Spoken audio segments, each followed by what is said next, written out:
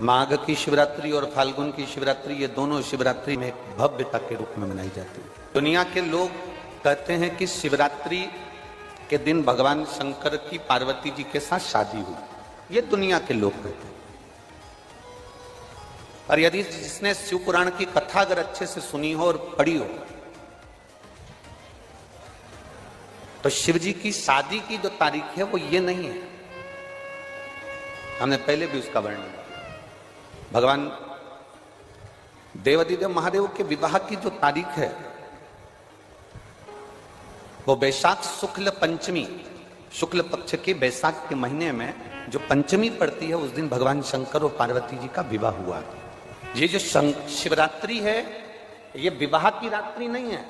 ये शिवरात्रि ब्रह्मा और भगवान विष्णु ने भगवान शंकर को पहचानने के लिए पृथ्वी पर भगवान शंकर के प्रथम शिवलिंग को प्रकट करा था। तो ये शंकर जी के जन्म की शिवरात्रि, प्रागट्य की शिवरात्रि, शिव जी के प्रागट्य की शिवरात्रि। ये शिवरात्रि जो आएगी, माघ की शिवरात्रि जो मूल शिवरात्रि होती है, जिस दिन शिवरात्रि के दिन भगवान ब्रह्मदेव और भगवान नारायण ने भगवान शंकर को एक पर्वत को घुमाकर उनके लिंग की आकृति, उनका स्वरूप प्रकट किया, उनका स्वरूप प्रकट किया, उनका जन्म। आपसे कोई पूछे कि शंकर जी का जन्म कब हुआ, तो आप बिल्कुल बेझटक कह सकते हो शिवरात्रि के दिन, हैप्पी बर्थडे टू यू। उसमें तुम्हें सोचना नहीं है। भ्रम फैलाने वाले बहुत भ्रम फैलाते हैं।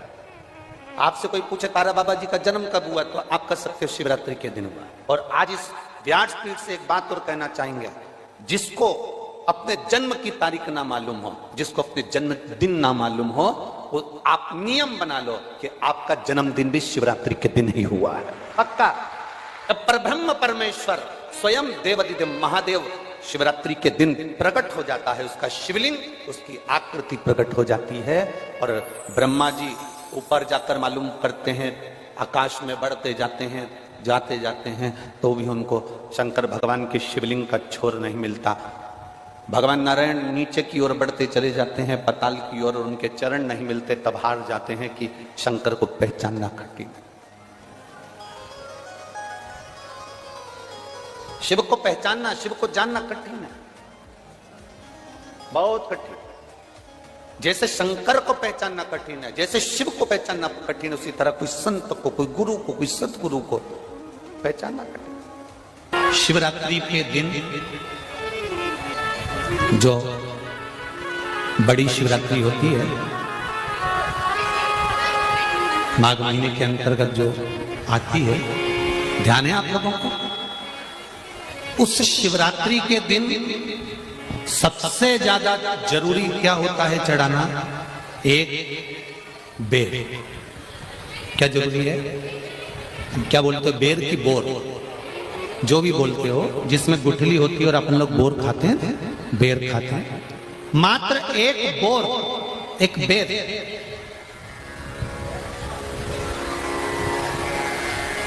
महाशिवरात्रि के दिन समर्पित किया जाता है। क्यों करते हैं?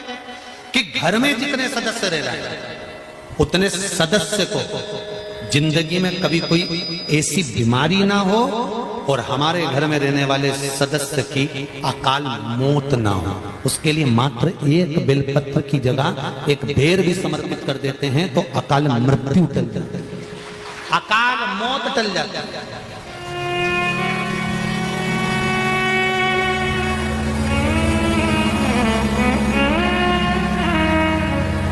12 महीने शिवरात्रि आती है, जिसको 12 मासिक शिवरात्रि कहते हैं। हम कई लोगों से कहते हैं अगर जिंदगी में ज्यादा नियम नहीं ले सकते तो एक नियम ले लो, और उसका फल क्या होता है? ये मात्र 3 महीने की शिवरात्रि कर कर देते हैं, केवल 3 महीने की शिवरात्रि, ज्यादा कुछ नहीं कर सकते। हर महीने शिवरात्रि आती है। प्रत्येक शिवरात्रि के दिन 3 जगह पर दिया लगाना प्रारंभ करते हैं। पहला, बेलपत्री के वृक्ष के नीचे। दूसरा, शंकर भगवान के मंदिर पर। तीसरा, आंवले के वृक्ष के नीचे। केवल ये 3 जगह पर दिया लगाना चालू कर दो। कौन से दिन? हर महीने की जो शिवरात्रि आती है, मासिक शिवरात्रि जो आती है, आप 12 महीने का नियम बनाओ कि मैं 12 महीने की शिवरात्रि का व्रत करूं ना करूं। मैं शंकर के मंदिर में 12 महीने जो शिवरात्रि आती है उस शिवरात्रि का नियम लेती हूं कि शिवरात्रि के दिन मैं दिया लगाने 3 जगह पर जाऊंगी। पहला, बोलते जाओ जम के, बेलपत्री के नीचे। दूसरा, शंकर भगवान के मंदिर में या शिव मंदिर की चौखट पर। तीसरा, आंवले के वृक्ष के नीचे। ये 3 जगह पर आप प्रणाम कर कर, झोली पसार कर बाबा देवाधिदेव महादेव, माता लक्ष्मी और पार्वती के नाम से दिया लगाना प्रारंभ कर दीजिए। 3 महीने की शिवरात्रि पूरी हो, ये निश्चित है अगला पत्र आपका इस जगह पर मिलेगा कि बाबा ने मेरा ये कार्य किया। शंकर जी को शिवरात्रि पे क्या चढ़ाया जाता है? बेर। कितने बेर चढ़ाते हैं? शंकर जी को शिवरात्रि पर कितने बेर चढ़ते हैं? हर शिवरात्रि का एक।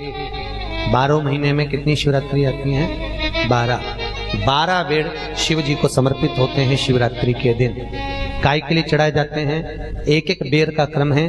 पहला बेर शंकर जी को जब चढ़ाते हैं तो वो वंश की वृद्धि करता है। दूसरे नंबर का बेर जब चढ़ाते हैं वो संपदा प्रदान करता है। तीसरे नंबर का बेर चढ़ाते हैं वो बच्चों को बुद्धि प्रदान करता है। चौथे नंबर का बेर जब शिव जी को समर्पित करा जाता है शिवरात्रि के दिन, वो घर में से रोग धोक बीमारी को हटाता है। 5वें नंबर का जो बेर शिव जी को समर्पित करा जाता है वो हमको रोगों से मुक्त करता है। 6ठे नंबर का बेर अटके हुए काम को बनाता है। 7वें नंबर का बेर हमारे कोई कार्य नहीं हो रहे उन कार्यों को सफलता की ओर ले जाता है। 8वें नंबर का बेर हमारे घर में कुछ खुशियां लेकर आता है। 9वें नंबर का बेर हमारे घर में वैभव को प्रदान करता है। 10वें नंबर का बेर हमारे घर में संपदा देता है। 11वें नंबर का बेर व्यक्ति को एकादशी के फल के बराबर पुण्य प्रदान करता है। और 12वें नंबर का बेर व्यक्ति के जीवन को सौभाग्यमय बनाता है, नारी को अखंड सौभाग्य प्रदान करता है।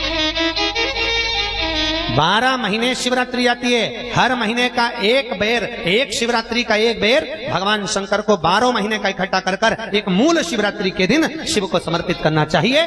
जीवों को अखंड सुख की अनुभूति होती है, अखंड सुख।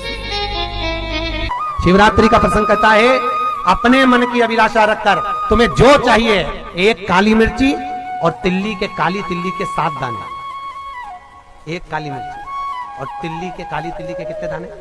7 दाने हथेली में रखकर अपनी कामना कर कर मन से अपने मन के बात को कहकर शंकर भगवान के शिवलिंग पर चढ़ा दीजिए। आपकी मनोकामना, कहते हैं हर महीने शिवरात्रि आती है, इस शिवरात्रि पर, मुख्य शिवरात्रि पर चढ़ाओगे, अगले महीने की जब शिवरात्रि आएगी तो आपकी मनोकामना पूरी हो जाएगी। एक काली मिर्ची और 7 काली तिल्ली के दाने, मात्र 7।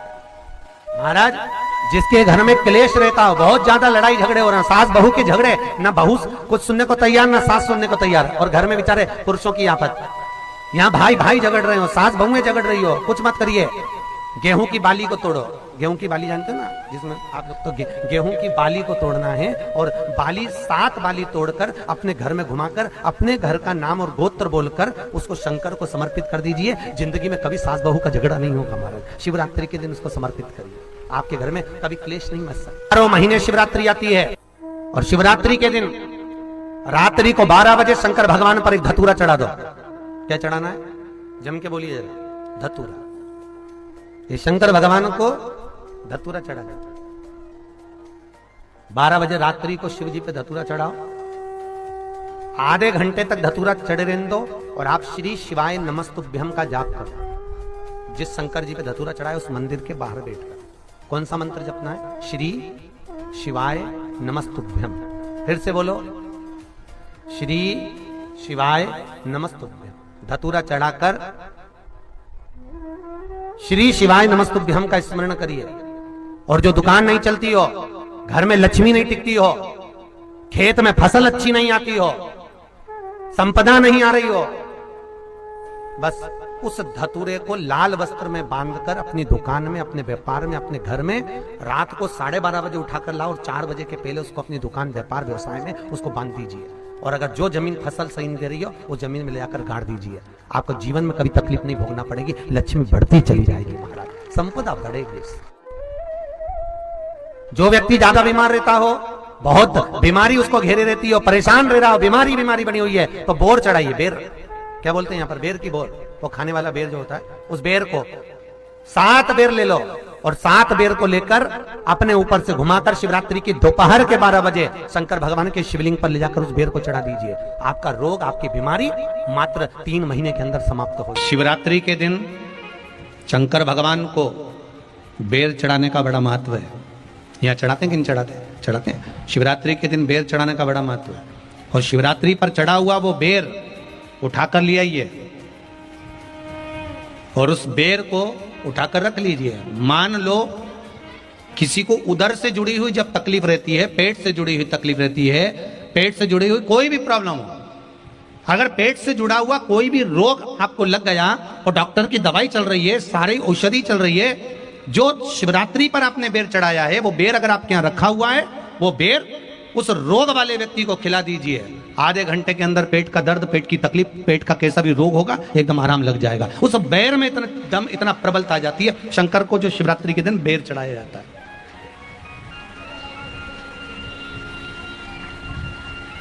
भगवान शिव पर समर्पित हुआ वो बेर का इतना महत्व महाराज।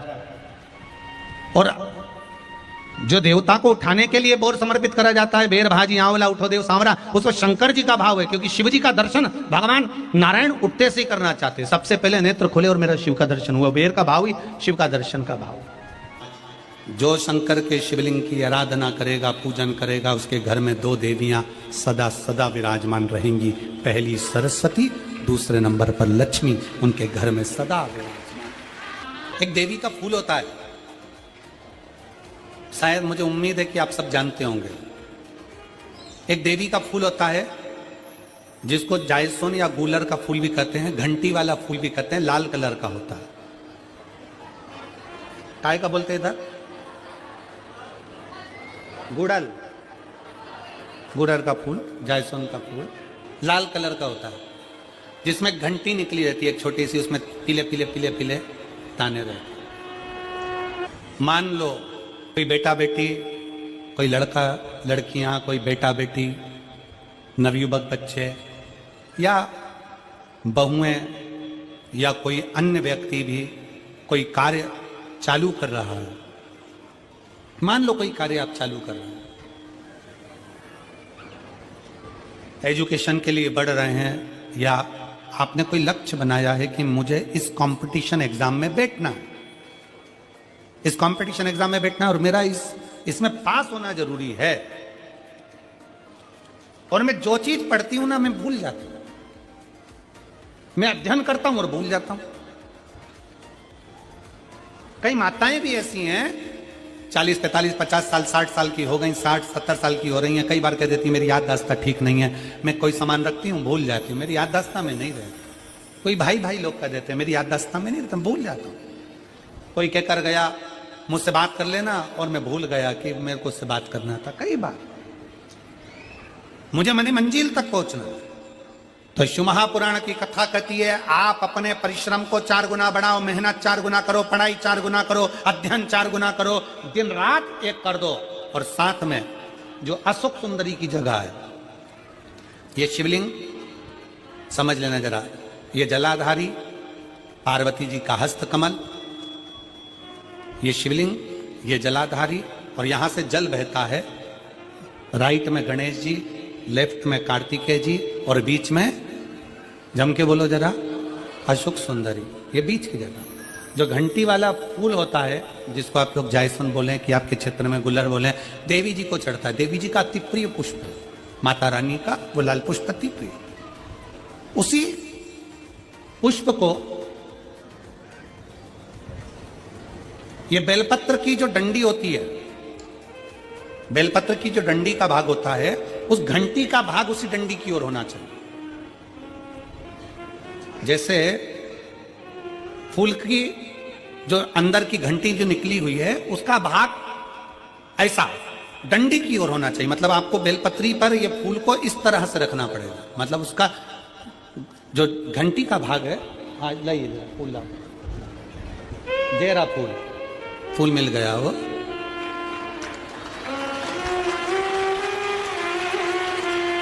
फूल मिल गया।